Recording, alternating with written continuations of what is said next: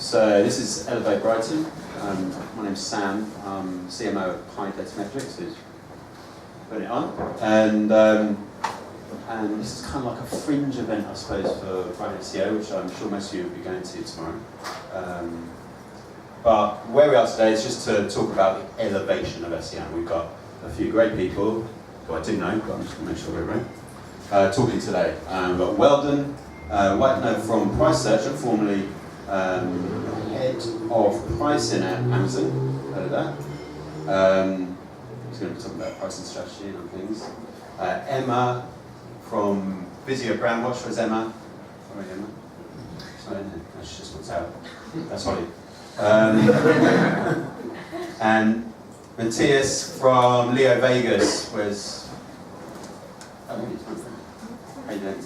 And he's going to be talking about how to fuel M&A strategy with SEO. So, the whole point about this, right, is that I've been to loads of Brighton SEOs, and I'm sure everyone has. They've been to a couple of these. And I feel that I've worked in SEO for, I don't know, 10 years, I suppose. And I think it's amazing, and we all think it's amazing, okay? But I think we also paint ourselves into a corner a little bit. And the whole point about this is about communication of our fantastic subject and the communication of it to other people we work with, okay? So, there are 3.5 billion searches a month on Google. Phenomenal. We did a report on the electrical sector in the UK, and we did 10,000 terms. We're looking at monthly volume of those 10,000, iPhone or whatever terms. And it was something like 40, 50, 60 million a month, depending on the time of year. Just 10,000 terms. So if you think about all that search data, that search volume, and how much fantastic customer insight, behavior, analysis that you can get from that. Any CMO or whatever from 20 years ago would have bitten your arm off for that.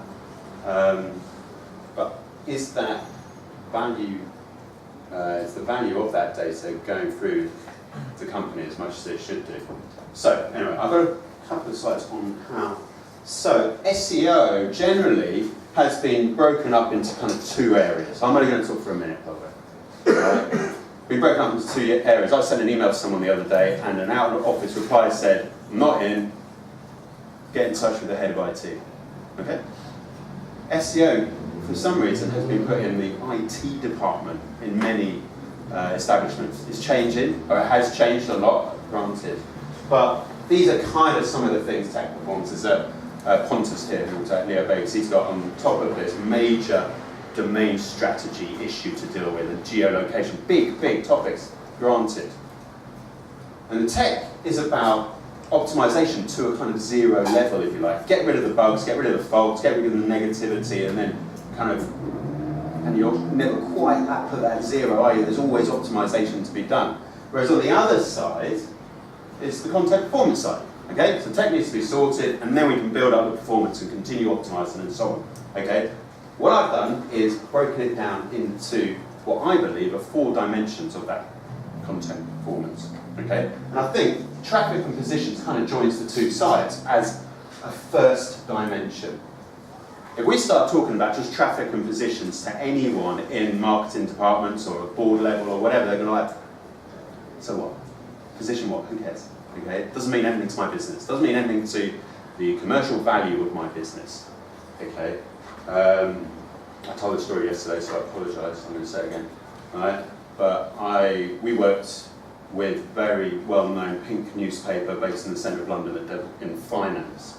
Okay, and they did a report. They showed us a report. Okay, that had a bit of this about it. But ultimately, it was all about traffic and positions. To give to her boss in marketing, yeah, we've got 1,000 more visitors a day, or whatever. Okay, we've got position 3.7 on average.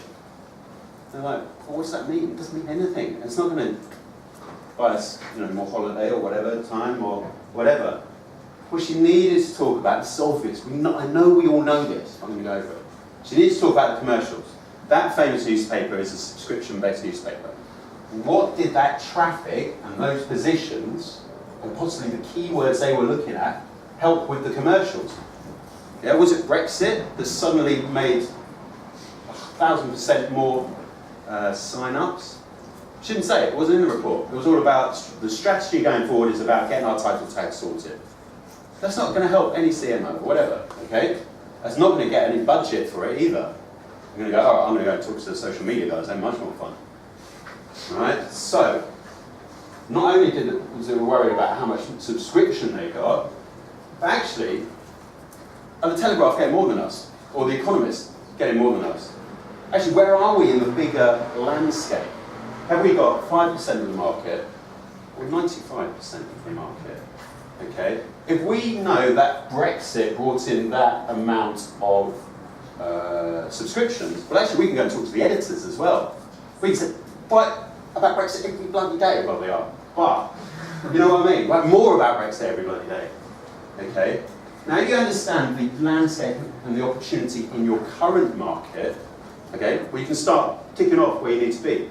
Another little side story is that, I was just talking to Sophie a minute ago, about someone we spoke to once who said, I won't give anyone away, who said, I'm not going to sign a 12-month deal with you guys or your software because I think we might optimize ourselves before that time, okay? You're not going to fully, she thought the job would be done in a few months, that's it. We're done with SEO. Now, that's very church of me to laugh at that, right? I know.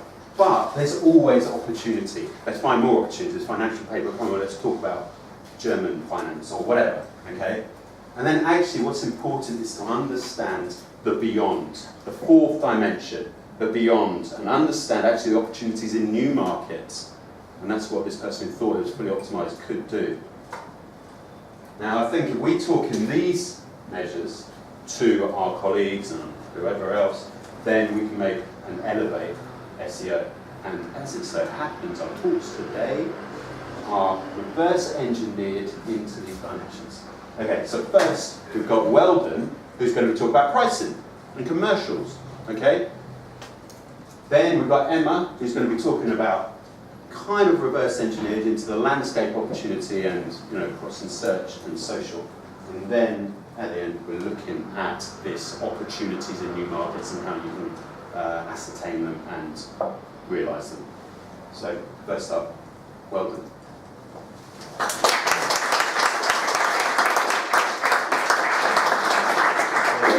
Probably going to change that. Please press that arrow there. Keep it going.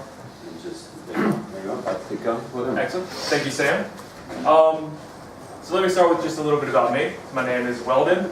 So I would say that I'm a pricing specialist. So for the past 10 years, I've worked with numerous companies on their pricing strategy at BCG, which ultimately led to me to be the head of pricing at Amazon for the past 2 years.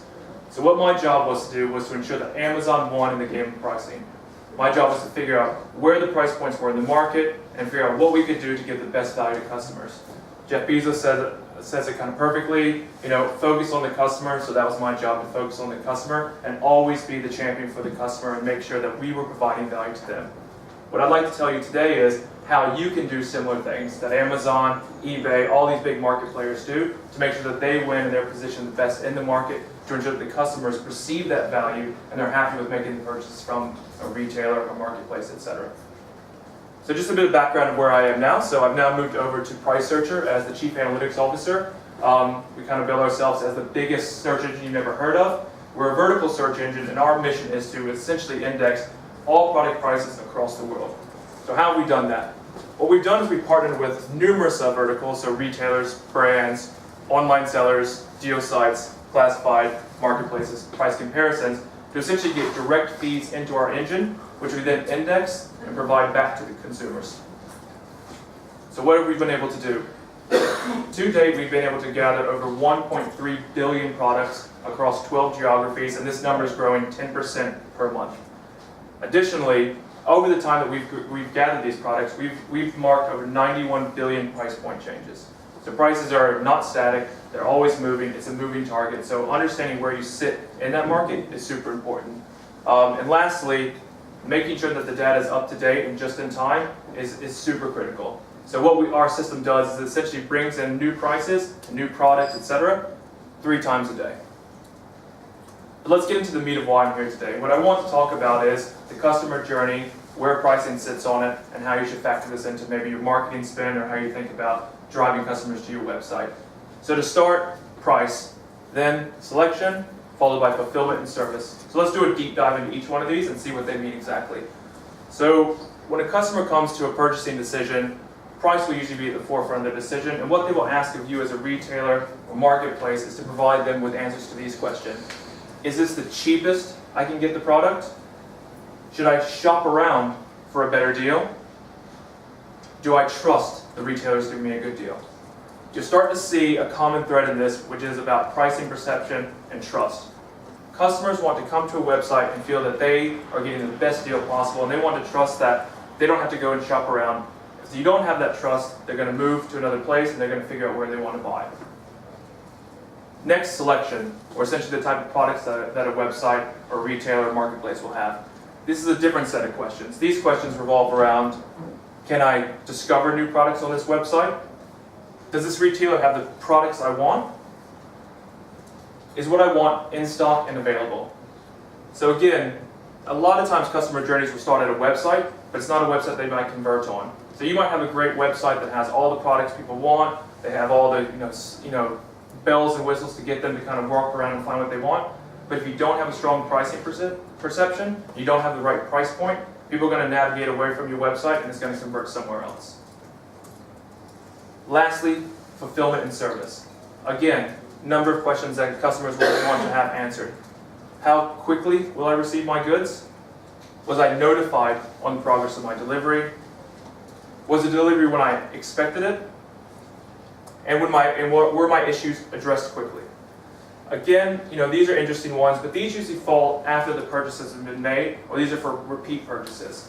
So this will be, aside from maybe fulfillment, which you could argue that some customers are willing to pay more for faster delivery, but as I'm sure you're aware, fulfillment has rapidly quickened, next day delivery, same day delivery is rapidly becoming the norm, and it's no longer a differentiator for a lot of retailers. So what this will come into play is, first you have to be at the table to even have this discussion with your customers. If you don't have a good, strong pricing position, they won't even start to think about this as differentiators. They'll just move along to another retailer. So what does this mean altogether? So while all these decision points are very important to think about, when thinking of your holistic offer to customers, pricing is the most visible decision point. And therefore, it engenders trust in the brand, and it basically is what customers will ultimately see. So I posit that a marketing strategy must be started with a price first position. So let's quickly kind of backtrack and go and look at how has pricing messaging changed from the high street to e-commerce, and how has that essentially evolved. So a lot of times you're walking down the high street, you see these big brands, you say, oh, there's a 30% discount, a 40% discount. You think, okay, there's deals in there. You walk into the store. A lot of this is signaling of end-of-life products. Maybe that retailer is trying to buy market share, or maybe they're trying to get some more revenue at the end of the year to possibly short some losses, or if there's an insolvency problem. Now, what pricing transparency has done is basically flip this on its head. So now a lot of retailers, the big giants that we think about when we think about e-commerce, have really started to deploy this pricing first strategy to ensure that they engender customer trust and have a high pricing perception. I think what we should all kind of think about is, when you walk down the high street, you pick in the store that you want to go to. You say, okay, I want to walk into store X, I want to walk into store Y. You then go in and you purchase the products that you want in there. From an e-commerce place, you think of the product that you want, and then you search for the retailer that has the best value to you. So therefore, you need to think about that when you're running your marketing campaigns and your pricing strategies, because people are going to be moving around from site to site. But to test this, we wanted to get some real, empirical evidence. So we ran a 2,000 respondent survey in the UK, asking these 3 key questions. I use price comparison sites when searching online to buy items I want. 80%. So that means 4 out of 5 users currently look at price comparison sites to figure out where the best price is. Next, I use search engines like Google and Bing to compare prices on what I want. 65%. So 2/3 of all customers are currently using price search engines to figure out where I should be purchasing from. And lastly, On average, I look at 3 or more websites before making a purchase online. 79%, again, 4 out of 5. So I think we're very, very happy to kind of agree that people are looking around, or at least they think they're looking around. Now let's think about traffic, and let's get another lens or another triangulation point to just test this theory one more time. So what I've done is I've looked at 9 big retailers split across brick and mortars and pure e-commerce players and said, what are the top 5 sites are referring to these websites that we're looking at? Unsurprisingly, Google is going to occupy the first 2 spots. However, the next ones are usually occupied by a marketplace, so Amazon, eBay, etc. And lastly, direct competitors of the retailers. So essentially what we're doing is we're painting the picture to show that people are searching around. So there's no real place where, oh, if I drive someone to my website, it's going to convert. Because what they're going to do is they're going to see that price and they're going to go shop around and figure out if that's what they really want. So what do we do with this information? I posit to you that we develop a price-aware marketing strategy. And this strategy puts customers' shopping patterns and preferences at the forefront. So how do we essentially do this? Well, it kind of breaks down into 3 buckets. So when you think about pricing, it'll usually go into one of these 3 buckets, and from these 3 buckets, it'll then inform a business decision or strategic pricing decision. Starting with the one on the far left, when you're the lowest price in the market, I would argue this is an extremely good candidate for marketing spend, because what it does is it engenders customer trust, it, drives good pricing perception, you'll convert on it, you're setting yourself up for success. When you're equal to or lowest price, agreed, this might also be a possible candidate for marketing spend, but it might become a strategic call on whether you want to be known for these products. And we'll go into a little bit detail of what I mean by that. And lastly, when you're above the lowest price, I would say that this is a very poor candidate for marketing spend. Basically, you're doing yourself a disservice in 2 ways. You're paying, or you're trying to optimize to get yourself to the top of the list, but then right underneath you is someone with a lower price. This would be a bad CX, and you're basically showing the customer that you don't have the best price in the market. So you really need to start thinking about this when you're trying to optimize for getting up to the top, spending, because right underneath you is going to be someone else that might be cheaper. So being aware of that is super important. So let's see how price-aware marketing has basically been rolled out at a large U.S. brick and mortar with a growing e-commerce in the U.S. to great success. So I briefly touched on this in the previous slide. There's 3 types of buckets that you should think about when running a price-aware marketing campaign. So one is the bucket of can't lose, and the other is known for. So these 2 on the left is where you're building up your pricing perception that ultimately engenders customer trust, where you can convert on the long tail. So now let's understand what each of these buckets mean and how we should kind of think about using a strategic approach towards them. Can't lose products. So these are products and brands garnering the highest number of views from customers. Like these are your iPhones, these are your big TVs, these are ones that most retailers will have. They're directly comparable. You really need to make sure that you aren't seen as losing in these. So usually having a price point right around what the market is super important, because that will start to feed into a customer's mind. You know what, I feel confident that this retail is going to give me a good thing, because customers will know to some certainty what that price is. You search for an iPhone right now, I think XS that comes out, within about 4 minutes you're going to know what the market price is. So if you're outside that range, is there really any point of kind of servicing that to the customer?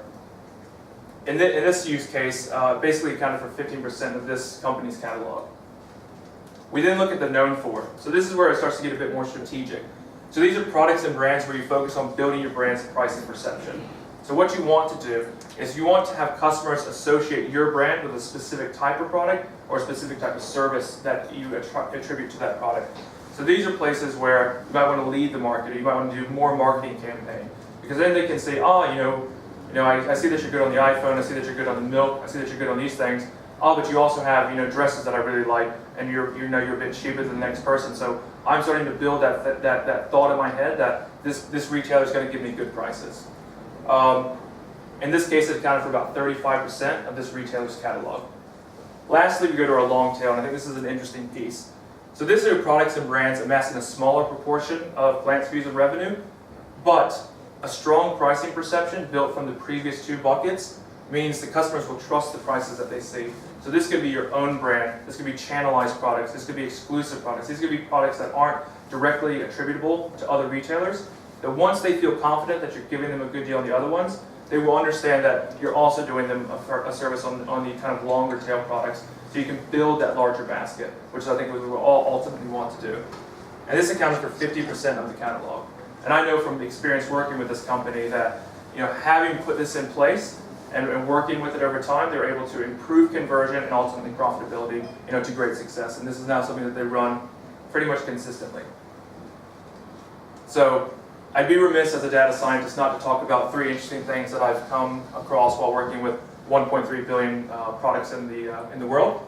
So the first one was I looked at, since September 2018, what is the number of price changes that I've seen on our 1.3 billion products? Any thoughts? 1 billion? 2 billion? 4 billion. Essentially, every product has had its price moved once a week, if not more. I then looked at what country do I see the most price changes per product? Germany. For those that know the German market, it's super mature. It's been there for quite some time. The retailers on there, the e-commerce ones, are quite sophisticated, so not too surprising of an outcome. But then when we stack rank them up, kind of looking at how many price changes per product we saw, Germany was at the top at 3.31, with UK nipping right on the heels. So again, this kind of reiterates the point that product prices are always moving, so understanding what your position in the market is super important. Followed by France, and then the US. Okay? So I want to leave you now in summary of what exactly is needed to successfully run a price-aware marketing strategy. First one, second one, third one at least, is the data source. You have to have the right data. Without this, it literally kind of falls on its face. And what I mean by the right data is you need to have a full view of what other offerings are in the market, what competitors are in the market, what their prices are at that point. As the previous slide showed, these prices are always changing. They can change even like on a daily basis. So even being outside of the market for 18 hours on a key trading period like a Black Friday could completely ruin your projections. So you want to run a marketing campaign to get everyone to your website to buy the new iPhone for XYZ. On Black Friday, someone comes in and undercuts you by 10 pounds. Everyone's actively searching for these deals. You projected, oh, I'm going to sell 10,000 units, you sell 3,000. Why is that the case? Well, because someone has beaten you. So having the right data is super important. The next is a pricing owner. So the pricing owner is someone's job to basically look at this and pull together both the marketing and pricing strategy under one roof. There's no point of having people working in a marketing strategy and then someone working in a pricing strategy not talking to each other. Without that kind of symbiotic relationship, you're going to be going in 2 different directions. The pricing person might be putting their prices down here, but you might be marketing over here. Like, those should always be linked up because you're all working towards the same goal of giving the best value to customers. Lastly, 6 months to make a difference. Pricing perception, customer trust is not earned overnight.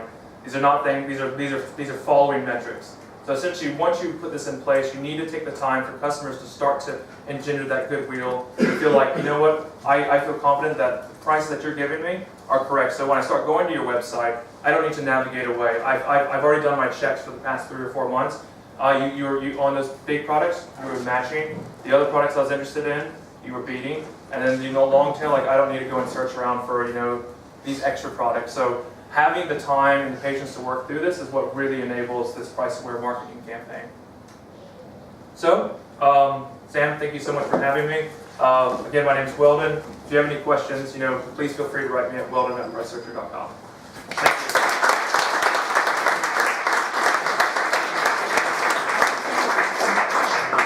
Or you can ask me a question now. Has anyone got a question for Weldon? Hi, everyone. Good night. Are we all going to be on retail comparison sites in the future? I mean, is that our future as we are with other possible areas? So I would say that the value that these big sites have to everyone is that it somewhat levels the field. So I think it gets everyone in there when you have an unbiased, customer-facing, customer-thinking product, such as what Pricesearcher could be. You'll be able to bring everyone on there. So I think everyone will be at a miss not to be onto these types of websites because you'll be able to surface when you don't have the big money like the big players to maybe be at the top all the time. This would help level the playing field to get you onto that. And then the name of the game is traffic. The more people that get to your website, the better. And if all the people are going to these websites and start to figure out where their customer journey starts, not being on that platform, is doing yourself a disservice. So yeah, I think for the most part, people will start moving towards that. And as you can see from the fees that we currently get, I think a lot of people believe in that as well. Yeah, it's at the end of the brand then, as we know it, like in terms of, we don't necessarily give a who's selling us that PlayStation 4, as long as we get it for the cheapest price. I think what it comes down to is you have to start to think about what are the other kind of horizontals that your verticals you can help with the customer, whether that's fulfillment and service, whether that's selection, whether that's these other pieces around pricing. I think to just be at the table, you need to have a good pricing proposition, but then you can build that brand awareness and that kind of goodwill by having these extra additional things on top of it. Yeah. Any other questions? Cool. Say hi to Weldon. There's also Sam and the rest of his team from Pricesearcher. Sam owns a search engine. I think he's the only, pretty much the only guy in the room who does. And I don't think Brighton SEO has had Larry Page. So, cheers, Weldon. Thank you for saying.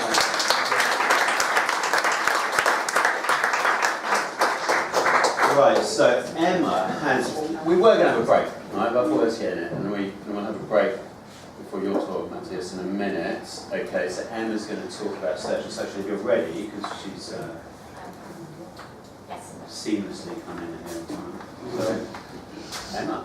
Thank you very much. Thanks for that button. I'm going to take a second.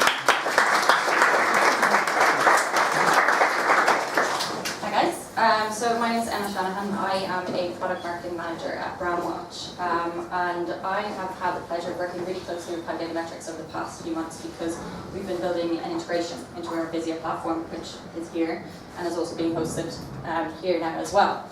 And part of that obviously was working with a really fantastic local Brighton company, but also understanding the relationship between search and social and how important these two data sets are for us as marketers and the wider brand as well. So Visio is all about bringing different data sets together. So for instance, I'm hosting this on our Google Slides integration at the minute, and then I'll show you some live data from Brandwatch and Pi in a few slides' time. And the thing is, we all want to improve our customers' experience. We all want to make more money. We all want to be the best in our industry and the best in our group. But as marketers, there's so many different tools that we have to deal with, and you have to dip in and out, and we've all heard the cliche of data living in silos. And the marketing department can be really guilty of that quite often, and especially as we scale and grow bigger as companies, because different functions emerge within the team and people get quite protective of their data. But ultimately that leads to a siloed view, and it ultimately leads to a fragmentation of the customer data. And in order to offer a seamless experience, then we need to have a seamless look at the data that we're using to understand our customers as well. So that's what we're trying to do with Visio, and we do that through bringing together different data sources. We do it through making the data really beautiful and compelling and easy to understand, because the more people that can understand it, the easier it will be for them to make decisions at a wider scale. And then finally, we bring that data to people in different ways. So we do it via big screens, we do it via presentations, and soon we will be doing it via email as well, because there's so many different ways of distributing data within the organization. We want to make sure that Visio is there to make it efficient and effective as possible for people when it comes to reporting. So, as I said, there's lots of different tools that we have to deal with on a daily basis, but we also have to deal with the fact that the customer journey is so massively super fragmented. Like when you think about the last few things you bought online and all of the different paths to purchase that you took in order to get to that conversion point. And for customers, they don't even think about it. We don't think about it when we're going through that. But as brands, we analyze it and overanalyze it and obsess over it. And some journeys are owned, some are unowned, some are offline, some are online, but there's really nothing we can do about it. Like, we're not going to be able to tell our customers that you have to follow this path to purchase. It just won't work. But what we can do is try and bring all of that data together to make sense of it and understand our customers along each point of this, and try and reduce as much friction as possible along each point. So even if they go from social through to the website, that's a seamless experience. Or if they follow through every single point along the journey, that's a seamless experience. Because through this job, I got a piece of advice. We're doing a lot of work on our web at the minute, on our web presence, and somebody gave me a piece of advice, and they said, the customer should never have to think about it, because the second you stop to think about something and stop and ask questions and say, wait, this isn't right, this isn't why is this taking so long? you've already lost them, or you're losing them anyway. So we should make it as seamless as possible throughout that journey. And in order to do that, we need to bring the pieces together. So in the interest of brevity, and given the fact we're at a search intelligence event and I work for a social intelligence company, we're going to focus on search and social today. Because also 9 times out of 10, you are going to hit one of those 2 channels when you are, or both of them, when you're on the path to purchase and when you're buying something online. Further than that, they're 2 really, really, really interesting data sets for a few reasons. So first of all, on Google, you want to find an answer to something. You have questions that you want to ask and you want to get there as quickly as possible. You're going from A to B and hopefully there's no bits in between. Whereas on social, you talk, you converse, it's a network, it's about recommendations, it's about friends, it's about complaining, it's about, a whole host of different things, but it's more of a persona of ourselves that we put out there. Because ultimately we're under public scrutiny. And we know that it's public, and we know that people can attack us, or we know that we will be judged for whatever we're being said, or well, some people more so than others, but that's mostly it. And then on Google, it's private, so they say. But whatever you put into Google, it should be private. Nobody's looking at you, nobody's judging you. So that's 2 very different perspectives of the same person. As an example, and just before I say this example, it's not my go-to, but I know there's some people in the room from the brand today. But I'm a potential customer for Love Honey, let's say, is on social and says, oh yeah, really excited for my date night with my boyfriend, we're going to have such a romantic night in. That's on Twitter. Lovely, really naive, innocent. Nobody would think anything about it. What they put into Google, very different. So, as a content marketer, as a digital marketer, I need to know both aspects of that customer, and in order for that experience from A to B to be seamless and to deliver them what they need at those points of the customer journey. Another aspect of it is the relationship that the 2 hold. So quite often, you would either go to Google and search for, a pair of shoes, but then like 10 different brands come up. So then you go to social and ask for recommendations on those brands, or vice versa. And how the 2 influence each other is really, really interesting as well. So instead of talking about the theory and the methodology for another hour and a half, which I could, I'm going to show you some actual practical examples of what this stuff looks like, and how not just the SEO team or not just the social team or the content team can use this data, but how bringing it together can influence everybody on the team and can help drive better results just from the fact that you have access to it. So the first one, so I looked at United Airlines because for a few reasons. The airlines is a really good use case always. There's lots of good data, especially on social, very colourful. And there's a huge amount of competition in the airline industry as well. So this is looking at United Airlines, and it is the trending search terms in the past 24 hours, the previous 24 hours, and United Airlines ranking on Google, basically. So you can see they're not doing great, like they're not really on the first page for anything. And instantly, like this data is useful from the get-go, but also there's about 4 different examples I can think of for my team. So we're not appearing on the first page of any of these terms. So is there something that my digital marketing team can use in order to put out some ads really quickly to do a turnaround campaign? Is there something in terms of flights to Abu Dhabi, we're not even ranking, it's 100 plus. Is there something that our content marketing team can do, because we offer that route in terms of putting out some SEO driven content, so people start seeing it, or maybe people are just looking for information on the route. Is that something that they could do? And then finally, is there something that the web team could do in terms of optimizing for this information? So you can see quite clearly like cheap flights to Los Angeles, cheap flights to Las Vegas. Should we be optimizing our website so that when people do land on it, the dominant CTA is something about deals or something about cheap flights, because that's what people are searching for, so one would think that would help them convert even quicker. Then next up, this is looking at customer service mentions for United Airlines. So it's a query of United Airlines and looking at all the different search terms I can think of. This is social data. And basically what you're seeing is the hours in a day across the past week.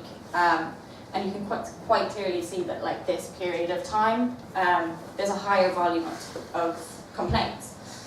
So this is really useful. Do we have enough staff on at the minute to deal with this kind of volume? Why is this period of time recurring? Is it something to do with our customer service personnel? Is it something to do with a certain flight, a certain route, a certain airport?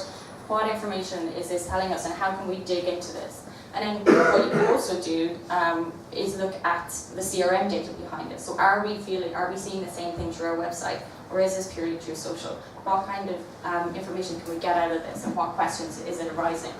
And how can we optimize to make sure that that customer experience is truly, truly good based off this information? And then location data. Location data is interesting regardless of the example, but what I did here was looked at the most talked about locations in terms of United Airlines over 2 months, and then those locations and the search terms. So there's not a huge amount of correlations, but you can see quite clearly that they're not doing great. So there's a lot of work that could be done here. Is it the case that she's not bidding enough for this? Is there not enough content around it? Should we optimize our website? What kind of, and I should note, with all of this data, took me 10 minutes to do. This is a really quick overview of what kind of information you can have. But there's always more whys to be asked. There's always more information to be got out of this kind of data. So you shouldn't take this for what it is. You should be digging into this. Why is Chicago repeating over the past 2 months? Is it because people are asking for these flights? Or is it because there was an issue with the Chicago route? So it's really about bringing them together and understanding the different questions that can emerge from them. And then finally, looking at leadership across the different channels. So this is the share of voice for the airline industry in the US. And quite clearly it's all price comparison sites, which makes sense. But then this is the leaderboard on social. So this is a social data that is driven by a number of different parameters of like social visibility, social engagement, sentiment. And United Airlines, they do okay. They're 6th in the example. But what can we do in terms of, are we partnering enough with these sites? Are we running advertising on these sites? Are we doing enough on social to make sure that our brand presence is distinct and that we can drive our results up next quarter?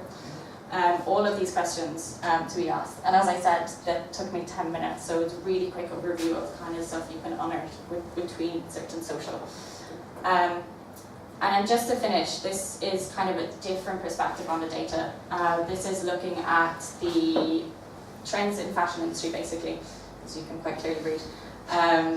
But it was a joint report that Pi and Brandwatch did a couple of weeks ago, and it basically is looking at the different trends. I think there's 5 trends in the report, I've chosen 2 today, that emerged from comparing search and social data together. And what the team did, I'll just very briefly explain how the data works, is they looked at a general query for fashion on social. And then from that query, took the different main topics. So there was like Japanese, Americana, yellow was a topic, velvet, all of these different topics that are driving conversation in the fashion industry. And then ran those queries on search as well, and looked at the historical data, compared it, understood where the correlations were, where the peaks were, and what information they could learn from that.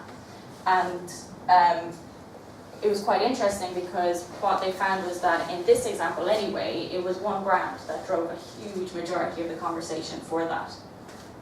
So it was velvet, and obviously with this data, there's a huge amount, there's going to be seasonality involved. Those charts have changed. I'm going to move on really quickly, sorry. There's a huge amount of seasonality involved, which you could see in those charts, but somebody's obviously updated something really conveniently.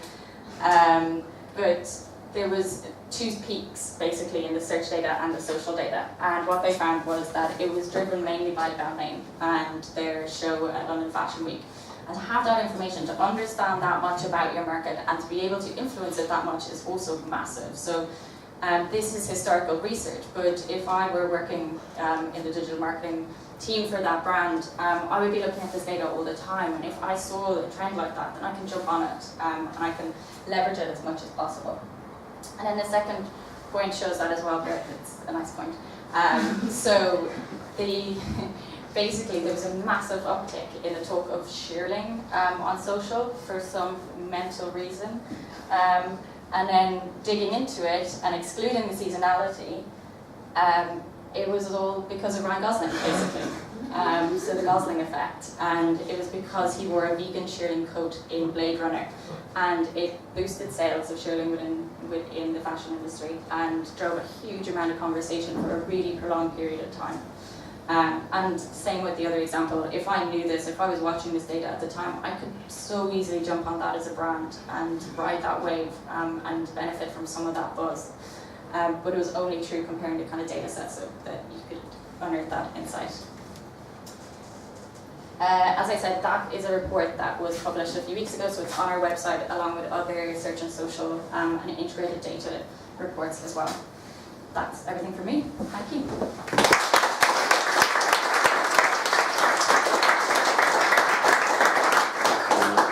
Any questions for Emma?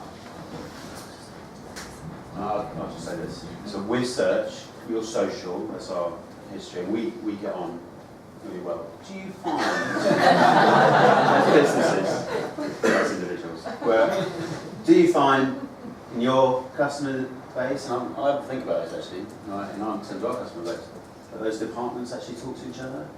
You know, when you're talking to your brands that you work with? I think so. I would be brutally honest. I think it quite comes as an afterthought sometimes. Yeah. Like people write content and they're like, oh my god, we're so excited about this report, and then and it's like, oh, but wait, we better check this with our SEO team to make sure that it's all optimized and it's the day of launch, which isn't the way it should be. But I think there's a lack of understanding of kind of how integral search data is and SEO can be. So yeah, I just, it's changing. Never used to, no one ever spoke to the social team.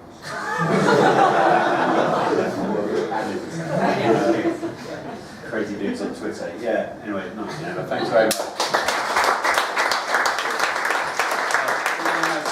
We have a little break now. You need to come back because Matthias is the coolest head of SEO I've ever met. So, so just have, 5-10 minute break, have a drink, have a toilet break. We'll see you in a minute. What? I'd say something. What? I'm feedback, so get some gifts.